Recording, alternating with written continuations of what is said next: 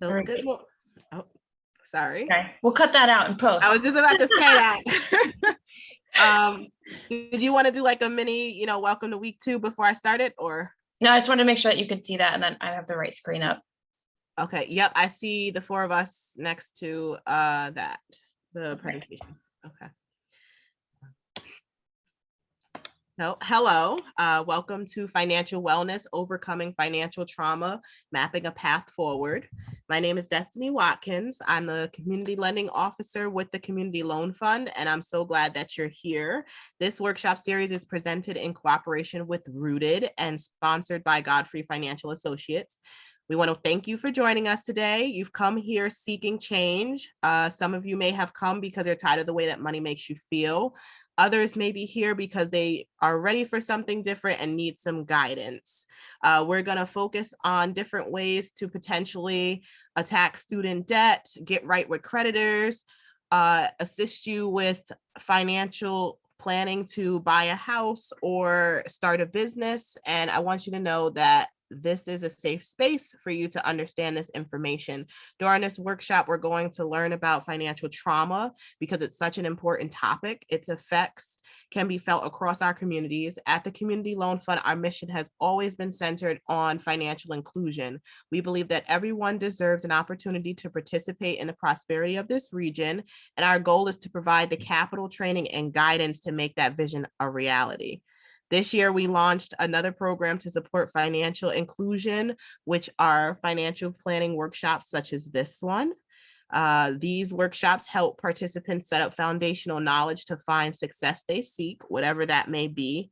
And we hope this workshop will give you a framework for recognizing how financial trauma may play a role in your life and help you develop some strategies to overcome that. To help us with this work, I want to introduce Vanessa Marufo and Hannah Stenzel, Molly Belmont, and myself. Vanessa is a Reiki practitioner at Rooted. She has a marketing and project management background in various industries and also works with healing energy. Her move to Albany empowered her to pursue work that allows her to hold space for others to deeply connect with themselves. She always had a heart for connecting with people and helping them heal and love themselves. Hannah is the lead advisor at Godfrey Financial. Hannah is a teacher at heart with a background in elementary education and teaching yoga. She is driven to create compassionate and safe spaces to grow in. She currently works as a financial advisor where her focus is on empowering her clients to build solid foundational skills and proactive mindsets with their money. Molly Belmont is the marketing and communications professional with over 20 years of experience in community development. She has been with the Community Loan Fund for 2 going on 3 years. Prior to that, she worked with small business owners at the Central Ave Business Improvement District. And me, Destiny, I'm the Community Development Lending Officer at the Loan Fund. I'm a graduate of the College of St. Rose, where I received my Bachelor of Science in Business Administration and Small Business Entrepreneurship. I also spearhead our Emerging Investors Network, which is a peer-to-peer social impact investing program. And with that, I want to turn it over to Vanessa and Hannah to talk a little bit about community expectations and what you get to gain today. Thank you, Destiny. Yes, as Destiny said, this is a safe space, especially in a live setting. We want to make sure that everything is private and, whatever is said with us or in this community does not leave this community. And so we really emphasize respect, confidentiality, communication, and, if telling us your name and pronouns and how you would like us to talk to you. Did I miss anything, Vanessa? No, I think that was perfect. And then here's a typical schedule for a live session. We'll check in about our previous session. Vanessa will lead us through an exercise. Then we'll have an open discussion and then questions and answers. And then we'll come back to some more grounded breathing. And then a final discussion, more open questions and answers, and then takeaways and farewells. I'm always big on the homework and taking home resources. And with that, we'll come to Vanessa with intentional movement and breathing. Perfect. Thank you, Hannah. So let's take a moment to just set our space up. Make sure you're in a comfortable space. If you're seated, have both feet planted on the ground, spine straight. And you're welcome to close your eyes if that makes you feel comfortable. And that's just to avoid any distraction so you could come into your space.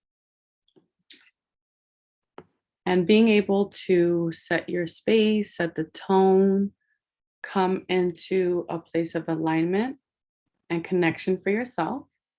That'll allow you to receive the information more that Hannah will be sharing. And as we come into the space, just take a few breaths in and out your nostrils and just notice your breathing. So observe your breath. With every inhale, notice your belly rise. With every exhale, notice it fall. Notice any subtleties in and around your body. And notice your thoughts. Are you able to be present, or are you thinking about what you're going to do later? What happened last night? What you're going to eat? Just observe. No judgment. It's okay. We're just observing.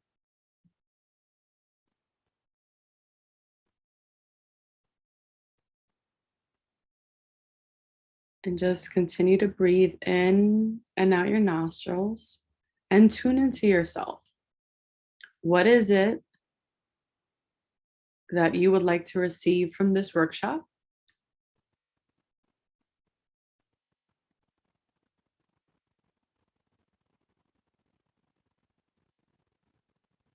And set an intention for our time together.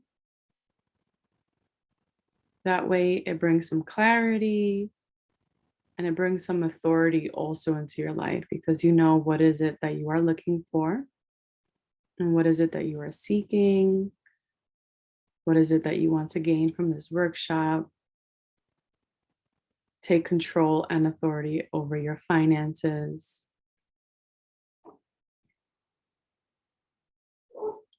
Beautiful. And now just listen to your body.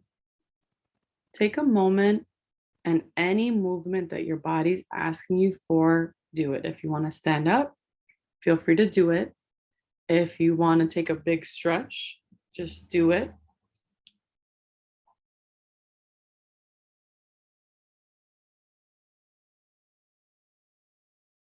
Take any movements that your body's asking you for.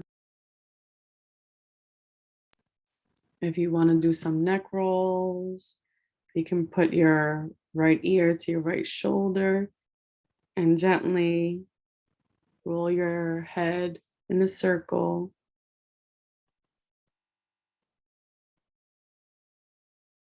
And you can intentionally go the other way.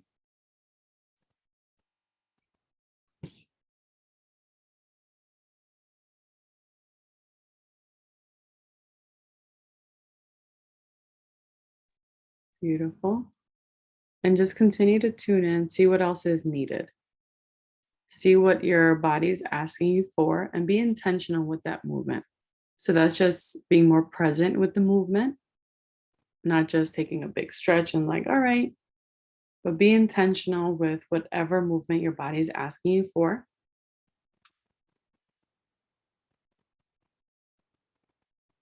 And take an inhale and exhale.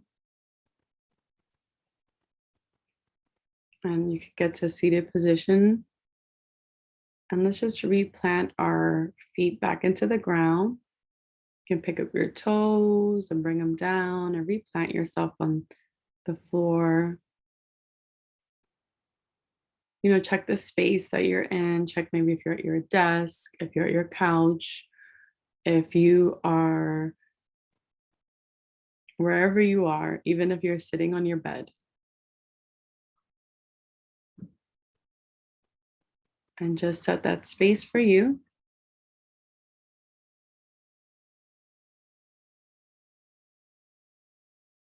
Come back to your intention. And whenever you are ready, you can open your eyes and you are ready to receive this beautiful information from Hannah.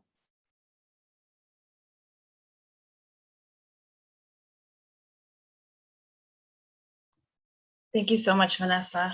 Oh, and now I'm smiling after that. It's so amazing how bringing intentionality, like you said, and awareness to even the smallest movements, it brings such a deeper layer of meaning to everything that we do. And suddenly, like, the one little neck roll turns into, like, this amazing feeling. And that's exactly the type of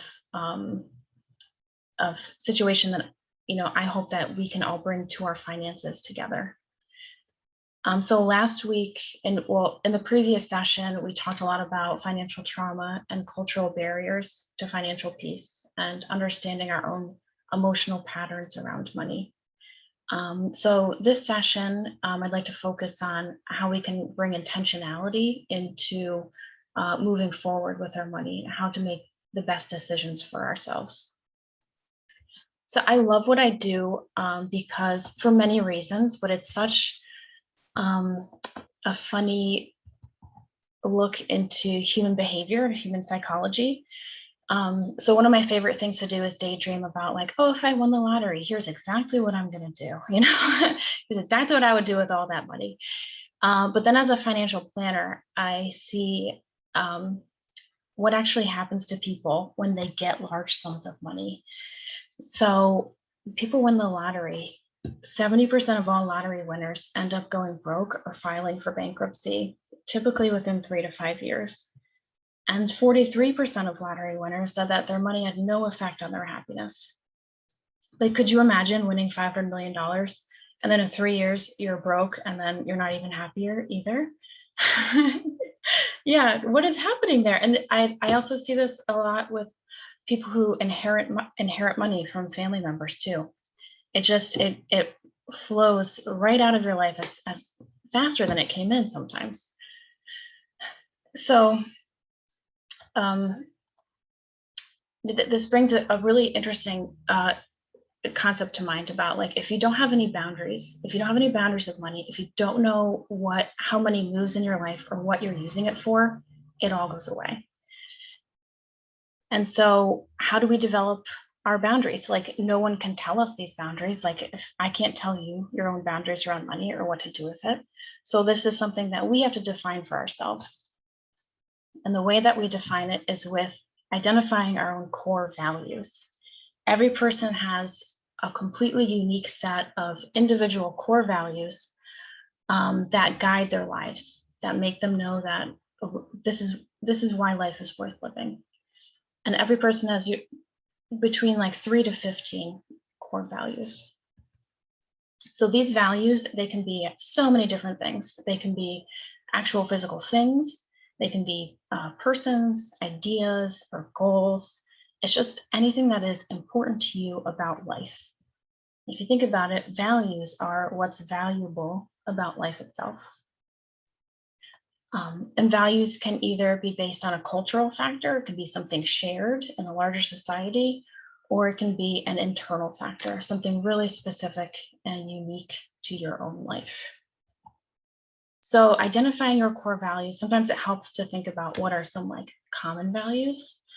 So you might come from, talking about like a cultural value, you might come from a society that places a lot of value on family or education, or an individual value might be something as specific as Sunday dinners. I need to have my Sunday dinners, or I need to be outside. I need to hug that tree outside. Ladies, do you have any other common values? This is Molly. My family and parenting specifically really, rules a lot of my decisions. Will this help me be a better parent? Will this add to my kids' lives?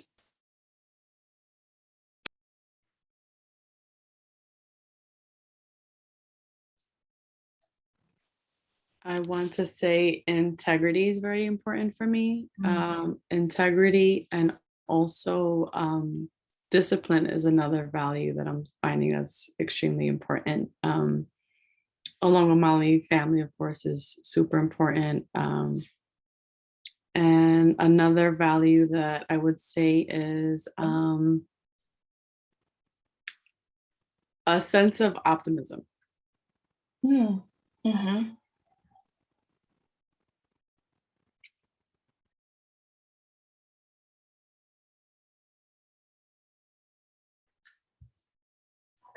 So what we're going to do now, if you're watching this video, you can feel free to pause. I'd just like you to make a list of your values. Try to get at around 5 things that make your life worth living. What is valuable to you? And then after we do that, I have a little exercise that you can do with a friend, and it's really fun.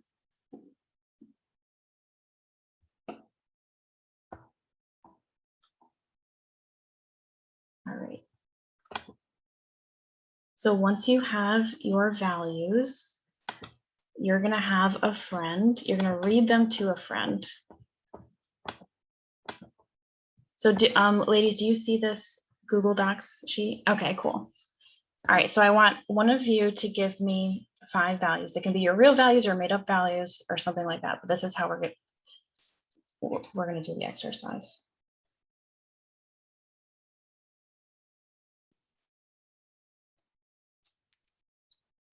I'll throw in some stuff. It's Molly again. Family, number 1. I like what Vanessa said about integrity. And I think for me, that comes with, service to others, service to community, having a job that, I feel is helpful. Oh my goodness, that's to only 2. Yeah. Let's see. Yes, meaningful job. Being outside, finding ways to bring nature in.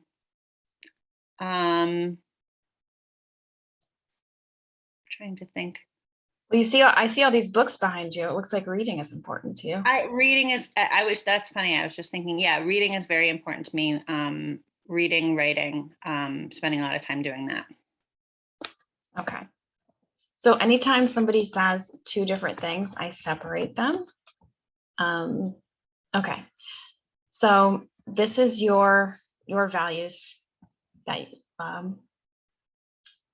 now what we're going to do now is sometimes these values can come into conflict with each other. Like, let's say you got a new book and you really want to read it, but you also have to go to work. So what we're going to do is we're going to figure out actually your values priorities here. So I'm going to be really, really mean, and I'm going to make you choose between the 2, but you have to do it. And Okay. Don't overthink it. Just say it. So if you had to choose one, would you choose family or service to community? Family. If you had to choose one, would you choose family or meaningful job? Family. Family or being outside? Family.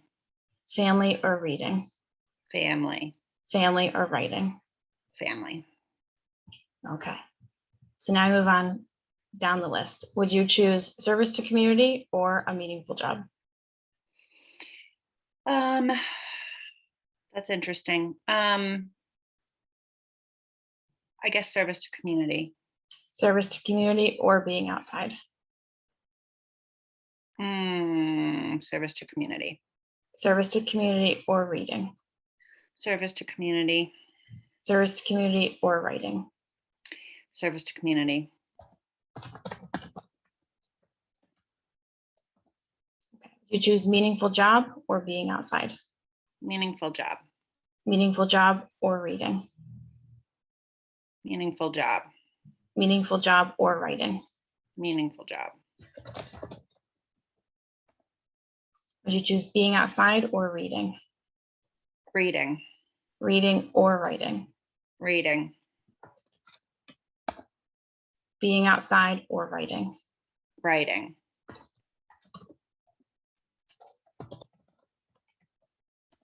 Huh, that's interesting. So yours was actually, a lot of the time, it's usually like the list ends up being completely Yeah. invalid for people. Good job, Molly. It's so funny. Yeah. Yeah. Thank you for playing along. I know it's like being in the hot seat, but Well, it's funny to really try to boil it down. Mhm. Like what steers the decisions that you make, but yeah, it's something to, it is really interesting to think about. Exactly. Yeah. Now, Hannah, do you find that typically when people do this exercise that their top two are usually the same top two in terms of priority, or never? Nope. Nope. Molly's actually Ah. one of the unique people. Interesting. It usually lines up. Wow. Same for me. First time I did it, I'm like, education is number one. I'm all about it. But when it comes down to it, it's like, no, I'm choosing my family, Yeah. It also allows you to see like what's really important to you. And I think it also helps like your motivation, like to distinguish what's your motivation. So if like you don't really want to come to this workshop, you don't want to sit and do your finances, you don't want to sit and do something, and then being reminded of like, oh, this is really why I'm doing it. And it can help bring that too. Exactly. Yes, definitely. So this like literally is our compass for making all of these decisions in our lives. And this is why you need someone else to do it with, because you can lie to yourself. And so I love to do this. I'm like, do this like on a first date with somebody, do this with your family and friends. You'll really get to know somebody. Okay. So just once you have your list, a brief reflection of what is present, what is not present, and are they all in alignment with your current life? Are you at least making some decisions and making room for these things in your life? Okay, what's the exercise? So now that we have this compass for making all of our decisions, now we can apply these values to our money. How do we merge these together? So first we have to understand how money moves within our everyday life so that we can start to empower ourselves with choice and intentionality, bring that awareness into that so that we can merge our values into those decisions. And the way that we do that is we have to create a system to keep us accountable. Like, how are we going to know? And the way that we do that is through the big ugly B word, the budget. This is Tiffany Alish, the Budgetnista. I love her approach on talking about budgets. She's wonderful and amazing. She has this book, The 1 Week Budget. She has a lot of resources on her website, and she has this thing called the Live Richer Challenge. And she also has a podcast called Brown Ambition. It talks all about money, just like in a real conversational way, and it's wonderful. So she says, when money is not planned for, tracked, and kept record of, it literally disappears like magic. How many times have you asked yourself, where did my money go? And the opposite of this is true as well. When money is well documented and used wisely, it will inexplicably multiply for the skilled handler. This is why it is imperative that you have a physical system in place if you wish to have a financially stable life. So a lot of times when we talk about a budget, there might be a lot of emotions coming to the surface, or some skepticism, especially when there's kind of like a little bit of magical language involved, like it'll just work. But I like to emphasize that it is a skill. And I also like to start with what a budget isn't. So a budget isn't a diet. You're not cutting things out of your life forever. That's not sustainable. It's not a chore. It's not an immediate problem solver. It's not going to change your life around. A budget is definitely not going to get rid of these cultural barriers to financial peace. And a budget isn't rigid. It's not like this is it forever. What a budget is, it's a system for making sure you're staying true to your values and goals. It's a tool for empowerment, and it's a foundation for making decisions, and it's adaptable. We all have to make difficult decisions in life, and just like you had to choose between your priorities, you're going to have to do the same with money. So this is what a budget helps you do. The three main ways that you know a budget is working is that if it's predictable, if it gives you more control of your money, and if it's helping you meet your goals. And there's three ways that that you know you're on track with this. 3 A's. I made them up myself. I hope you like them. Awareness, automation, and accountability. So step one, awareness. If I asked you right now, how much money do you need to meet all of your bills this month? Do you know off the top of your head? Do you know what your life is actually costing you? If I said, how much money did you make this month? Did you bring it on? Did you meet all your bills? What's the actual number? Do you know how much you're actually bringing in? Like most people have a general idea and they think that they know. Like as long as money's coming in and the bills are being paid, it seems like it's all good. But we need to get a lot more specific here. So here is what I like to start with when we start the actual financial planning process. This is called the income and expense worksheet. What I do is I have clients fill out their sources of income. Sometimes people have more than one job or multiple partners, things like that, and how much it comes in per month. And then we times by 12 to figure out how much you're actually bringing in per year. And then the same with all of your expenses, how much your living costs, any loans, debts, things like that, cars, fill it all in per month, and then we times by 12. And then once we start timesing by 12 and like kind of taking an annual view of expenses, it's kind of like, wait, what? That's a lot more money than I thought it was. And then the last step is taking the annual sources of income and then subtract all of the annual expenses and seeing the number that's left over. Is it positive? If it's negative, is it neutral? So 9 times out of 10, there will be money left over. And then I like to say, oh, great, you have this amount of money left over. Where is it? Point to it. And everyone's like, I don't know. That's because our brains are terrible at keeping track of money. We're really good at making excuses for everything. And this worksheet usually ends up being a work of fiction. But what it is it's a good baseline for understanding our bills, priorities, and our average income. So usually what we fill in here is like, what's most important? Like, I know I got to pay my rent. I know I got to pay my car. Like that's our bills, priorities. And then everything else, it's kind of like, things happen. So Hannah, I just want to interject really quick for anyone watching this video. If you guys would be interested in these worksheets or the fillable forms, we'll put our emails at the end of this video and you can request that the forms be sent to you. If we don't find a way to attach them to the video already, just to put that out there, we will have these available for folks and we can send them to you. Definitely. Thank you. So then what we do is called the 6-month cash flow analysis. So what we get really specific on where your money is actually going. And this is looking backwards. So we go back 6 months, get a statement for every account, and then write out every expense that you had.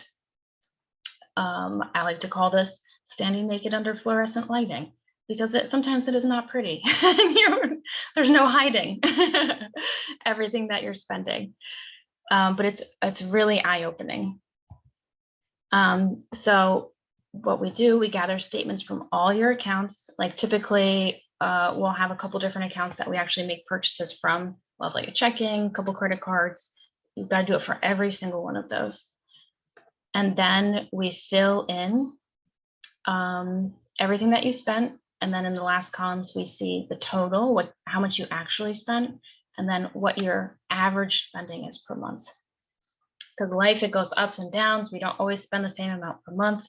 But again, our goal is to make this predictable about how much do we know we're going to be spending in the future.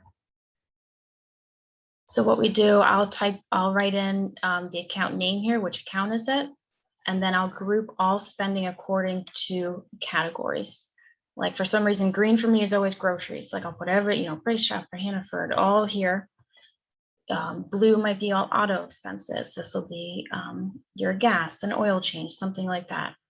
And then you might have hobbies, memberships, Netflix, PayPal, things like that. Fill it all in, add it all up. I like to use Google Sheets, kind of like the free Excel, because you can type in a formula and it will add it all up for you. Unless you love using your calculator. And so then here we do that for every account, like you do for your checking account, your credit cards. And then what that does is it helps us see how much we're actually spending across categories. This is what I'm looking for, is the categories here. Because sometimes, I might, get takeout from my checking account, but then buy groceries from this credit card, but then get some other food on this other credit card. So then I actually don't know how much I'm spending per month on food because it's all spread out across these different accounts. So what I'm looking for is like the trends across one specific category. And then once we do this, most people are surprised by food. Obviously, food, it's my favorite thing about life. Fees, memberships, all those memberships add up. You got the Netflix, you got the Planet Fitness, you got the Amazon, it all adds up. And then one-time purchases. Our brains are like designed to forget about one-time purchases. And guess what? There's always one-time purchases. So it's like, oh, 2 months ago I bought, that thing, but that was just one time. And then last month I bought that one thing, but it was just one time. And then we forget that those one-time purchases are actually their own category now. So how do we plan for that? So now that we have all of this data and we can see everything across categories, the next step is to automate it. What we're going to do is we're going to consolidate the categories. We're going to make less daily decisions. If you have to log into your checking account every time you need to go buy something, or checking your credit card all the time because you're not sure what's going on there. We need to take all that stress off the table. We need to take all those daily decisions and just have something in place that you know what to do. And then this will help you keep control of your money for longer. So what this will look like is stop using your checking account for everyday purchases. Don't use your checking debit card at the gas pump, at every time you go to buy something. You really want it for many reasons. Number one, you want to protect your checking account from any type of fraud, like any type of bank hack, things like that. Keep it separate. And then we're going to consolidate spending categories to a specific account. Like for instance, you're only doing food and groceries on this one credit card. And then also make sure you have direct deposit linked up, automatic payments coming out, and linking up all your accounts just in case you have to transfer money back and forth. Now this could also look like, again, less daily decisions, using online automatic shipments for household needs and groceries. Anything to get you out of the store, to keep you from making impulse purchases, and also just to save time and energy. You're going to need the paper towels and the spaghetti. Set it up to automatically deliver once a month, and you'll get a discount too.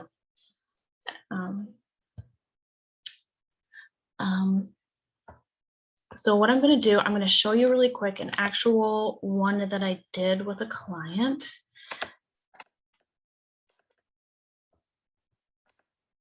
Okay, can you see this Amex? Okay. So this was one client. She had two accounts. She had her Amex that she spent from and her Jovia checking account that she spent from.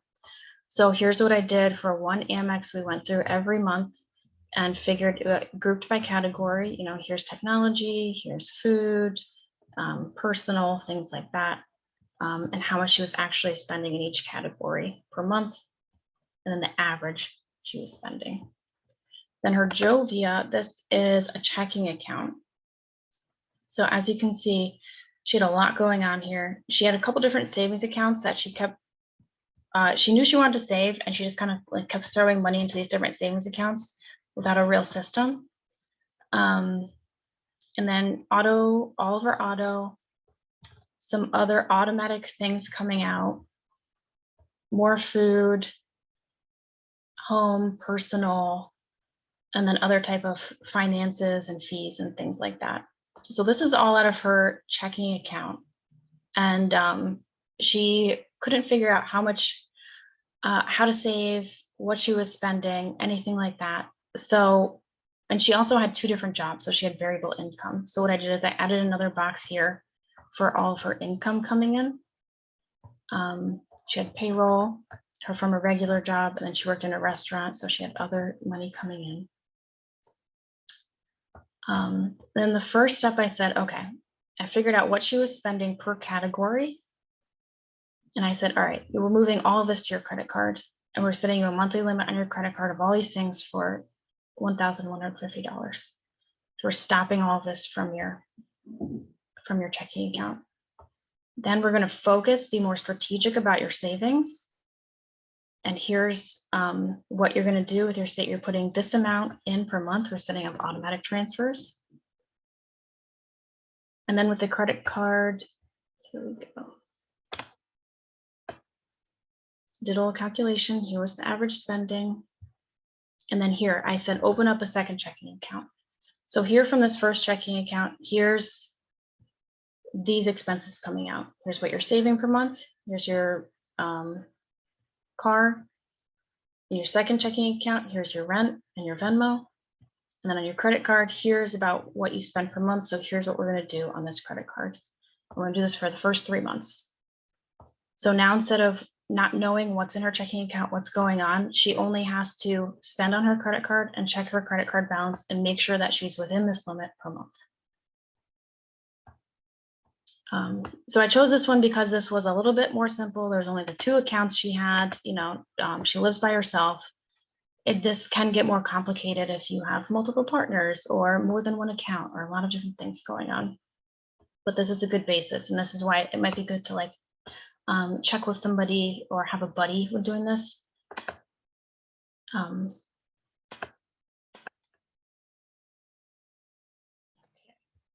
Then the last step is accountability. How do we start adding in our goals, the things that we want to do into our budget?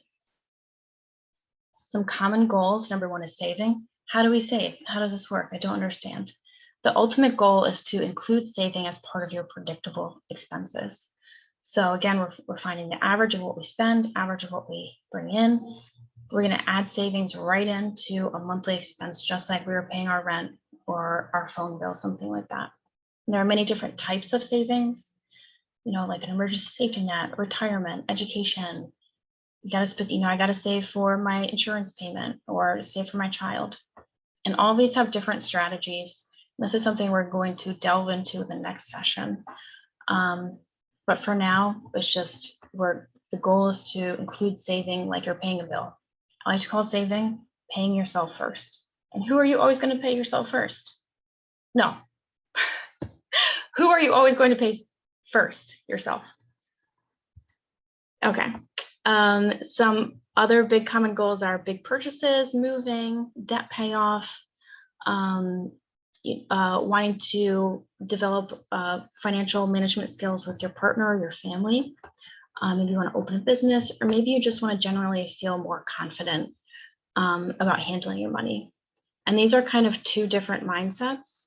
Whereas if you have like a big goal that has a specific end date, this is more of like being aware of how much you need and then working backwards from there and saying like, I need this amount of money by this date, so I need to save this amount, each month to reach that goal. Whereas this one is just kind of like a more of a generally being better moving forward, being more consistent moving forward. So now that we have some goals, whether it is something specific or something general, now we start adding those into the budget. So here we will add, start in small timeframes. I like to do within 3 months, because 3 months for like everything, I swear, it's like if you're trying something new, the first 3 months feel awful. And then after the 3rd month, it's like, oh, I got this. So for the first 3 months, I like to focus on just awareness and following the new system. So following the new consolidated spending categories. And then we can say, okay, now I'm going to get more serious about adding saving in for the following 3 months. And this might be where, all right, I'm going to tighten back on personal expenses for these 3 months. I'm going to cut out I'm going to pause this membership for 3 months. That'll give me $50 extra a month that I'm going to save here.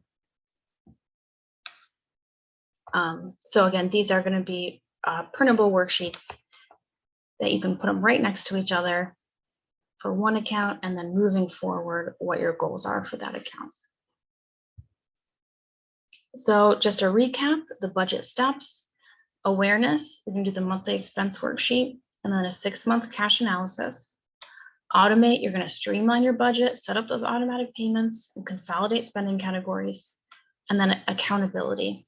What's your goals timeline? Is there a certain date? Do you just being generally better? And then planning in 3-month segments. Keep it small. And then some tips to get started. What's going to make you feel most comfortable doing this? Do you need a special cup of coffee? Do you need quiet? Do you need a friend? What's going to make you feel good about this?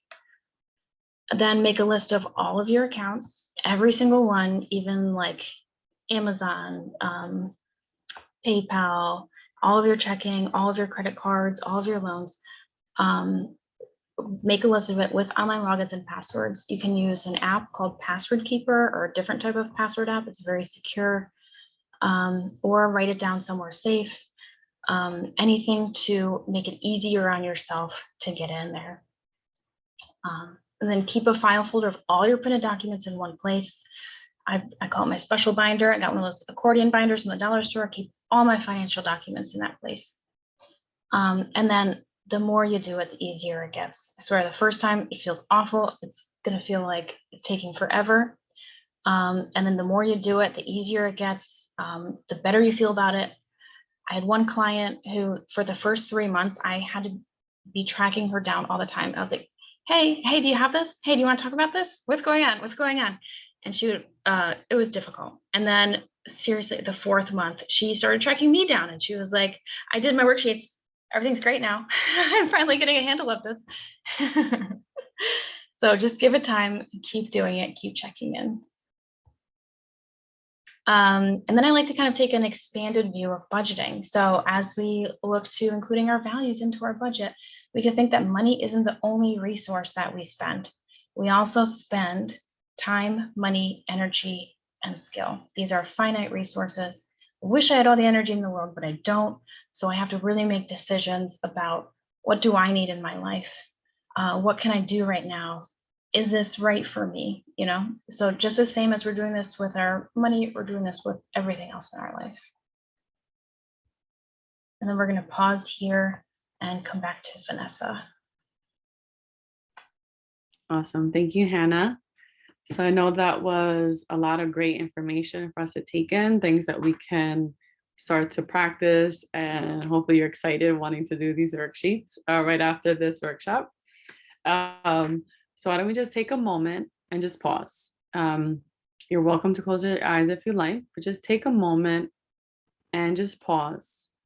That was a lot of information, a lot of great tools we have now that we can use. Come back to your intention. And just pause and notice what's there. Notice your body. Notice your thoughts. If there's something in particular you are thinking about, again, we're just observing. We're not going to pass any judgments. We're just observing. Notice anything that comes up. And just notice your breath. Just take long inhales and exhales.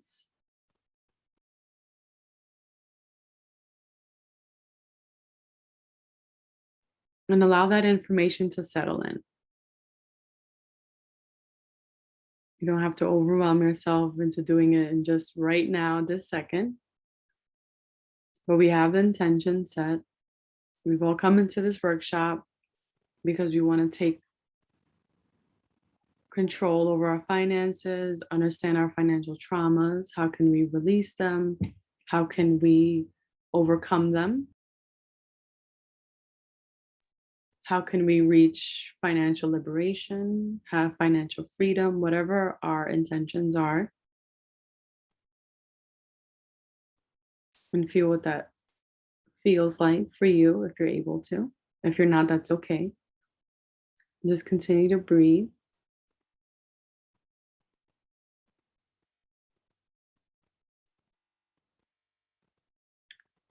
And what we're going to do is we're going to do a 5-count breath instead of 4-count. We'll just inhale for 5 seconds, pause, exhale, pause, and do it again. So inhale your nostrils for 5 seconds. Pause the breath. Exhale for 5.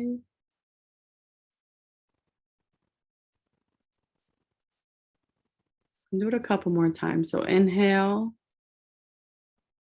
pause for 5.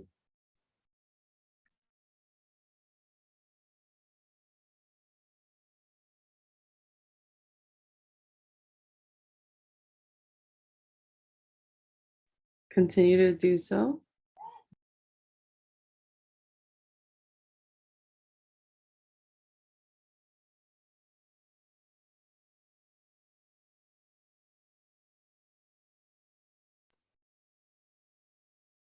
Okay, and on your last round, just exhale and just pause and notice what's there.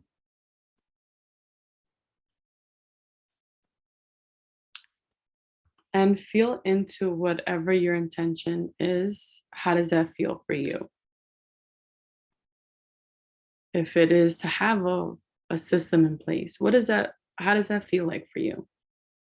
What do you feel? Do you feel refreshed? Do you feel relieved? Do you feel whatever emotions come up, just connect to it.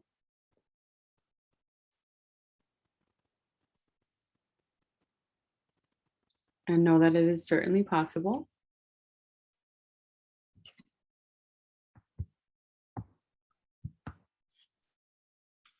And that's why we're all here.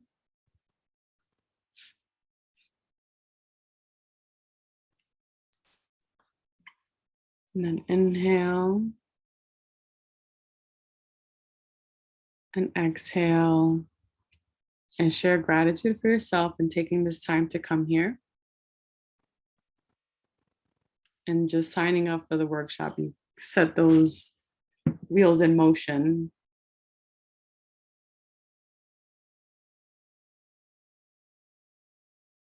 Perfect. Whenever you are ready, you can wiggle your toes, your fingers, and you can come back whenever you are ready and take your time.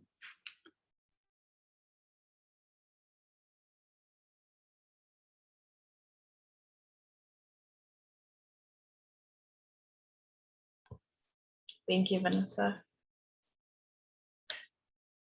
So for the last part here, we're going to talk about credit and debt. As living in the American society, it's guaranteed that, credit and debt is part of our budget in some way. The number one question, well, not number one, but one of the biggest questions I receive is, I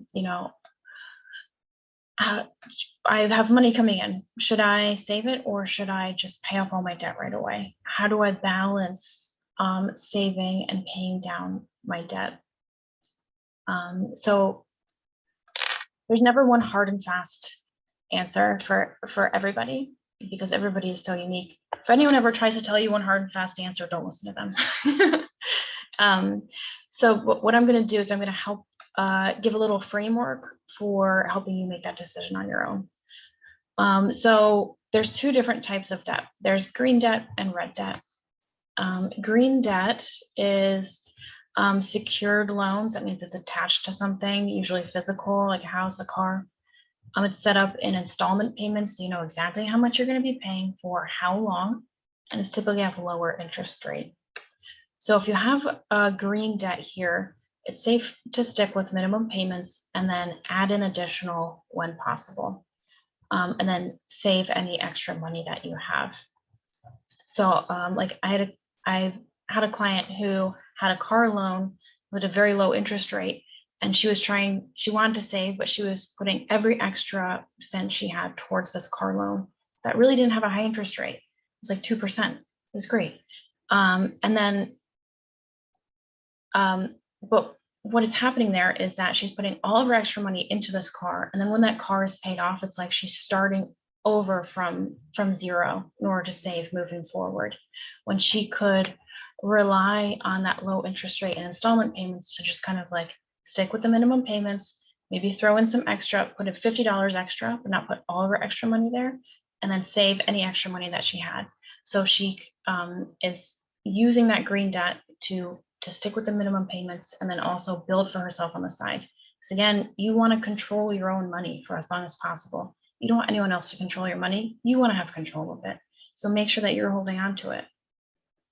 Red debt, however, is unsecured debt. This is not attached to anything, typically like a credit card. It has revolving balances. It's designed to keep you in this hamster wheel of debt, so there's never an end, and it's typically higher interest rate. Credit cards now between like 18–20%. No, you don't want to pay that. This is designed to keep you stuck. It's designed to drain you. So pay this off as soon as possible, or refinance for a lower interest rate, turn it into a personal loan so that you can get it into installment payments so that you're not stuck in this wheel here. Now, student loans, they're somewhere in the middle of this. Of course, education is one of the most worthwhile investments you can ever make for yourself. And, you know, but they don't have the same legal protections as other type of secured loans, and some of the interest rate practices are very predatory. So be very careful of that. So questions to ask yourself if you're trying to figure out, should I just pay this all off? Should I save? What can I do? Is just write it out. What type of credit is it, and what is the interest rate? Will it wipe out my savings? Will it put me at zero, you know, if I pay this off? And will the money do more under my control? Will it give me peace of mind? Will it work me towards my goals if it's under my control, rather than giving it away? So credit, our credit score is a very important part of our complete financial picture. Our credit score is based on many combinations of things, but you know, some of the biggest things is our credit age, how long our accounts have been opened, the amounts that we owe, our payment history, and our revolving credit use. So what I recommend, check your credit score at least every month. Credit Karma is a free website. It's wonderful to use, very easy, log in, and this won't have any effect on your credit score if you check it here. So log in, check it all the time, check it every day like I do, because I'm a nut. But this one isn't going to give you as much of a detailed history of your credit. This is just kind of like a quick check-in, making sure everything is good. I also use annualcreditreport.com for that. So there's 3 major credit reporting bureaus. So that means you have kind of like 3 different places that tell you your score. Using annualcreditreport.com can get you 1 free in-depth credit report from each bureau per year. So get an official one every 3 to 4 months. Credit is a system. It's a game. You can hack the game. Number 1, the biggest thing here, I didn't write it down, is time. Your credit score is built upon time. How long you're in the system, how long you've been making payments, things like that. So if you haven't checked your credit score in a while, you know, the longer you put it off, the worse it's going to do for you. You just got to look it in the eye and get in that time game. So if you're just starting to build credit, get a secured credit card. It's like when you put a deposit on a credit card. Make sure you time your payments. Especially if you're kind of relying on revolving balances right now, if you're like credit cards, like if you pay your credit card in the beginning of the month and you use it all month, then the credit card company reports to the bureau that new balance, you know, instead of like maybe timing your payment closer to the due date. So you know, it's reporting a lower balance for you. And also if you miss a payment, that stays on your credit report for years. You can also request a credit line increase on your oldest card, because that changes the ratio of credit you have to used credit that you have, make sure it looks good. And then consolidate and revolving credit. If you log into Credit Karma, they'll usually show you some good offers for you, but also feel free to search around for like a 0% interest balance transfer card. So like there might be a credit card that say, hey, open up with us, you'll get transfer any balances in at 0% for a year.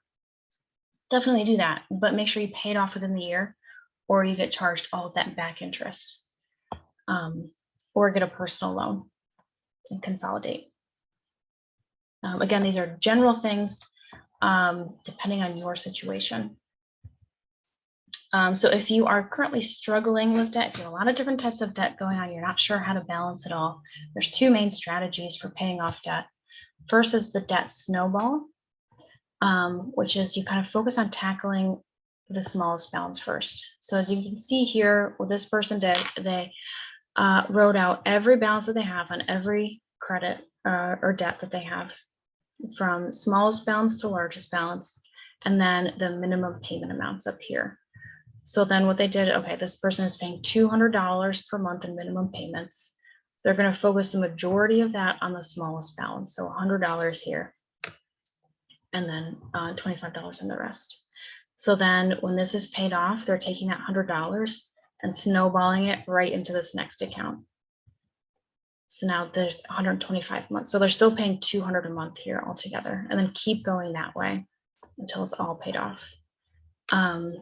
Now, as you can see, this person is living in an imaginary world where there's no interest. So you see how the balances stay the same. Take that into consideration as well. But this really works. I've done it. I've known other people who have done it. And then the next way, the next debt payoff strategy is called debt avalanche. So this one tackles the highest interest rate first. So this person wrote out all of their debts, the balance, and the interest rate, and then is going to organize their payments to tackle the highest interest rates first. So again, this is dependent on you and your situation. First step, just write out everything, make a list, everything that you have, the balances, the interest rate, and how much you're paying per month on all of those things. Because the goal here is to take what you're already paying per month on the debt and just make sure that it's organized in a way that is most beneficial for you.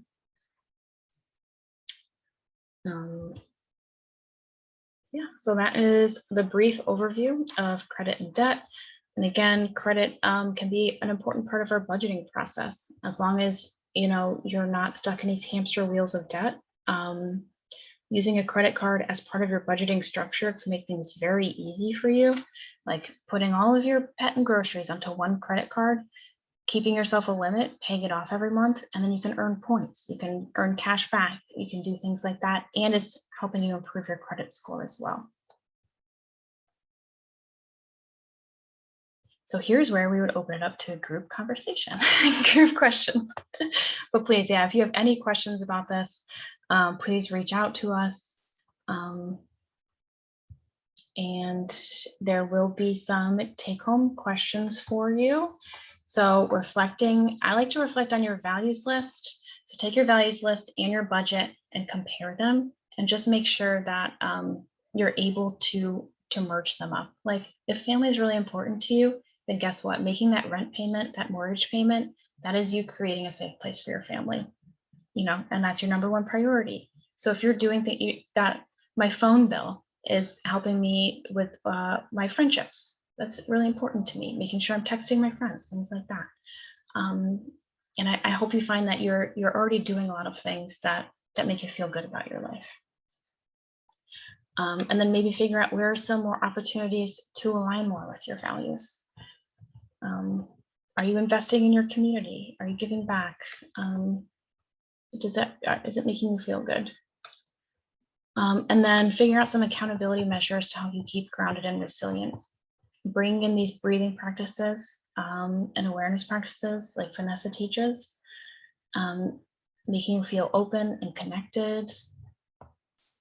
And then some further connections for you. Please go to the Community Loan Fund. I mean, I assume if you're watching this, you've already been to the Community Loan Fund website, but there's so many wonderful training programs and community offerings.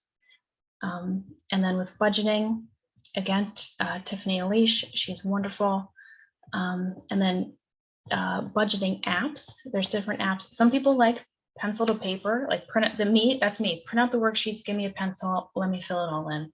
And some people really thrive more with the apps, like Mint, Pocket Guard, You Need a Budget. These are all things you can put right on your phone and type it all in, and it's very easy. And then here are those credit websites again. So yeah, that's all I have for right now. Next week, we're going to dive into what a complete financial plan looks like.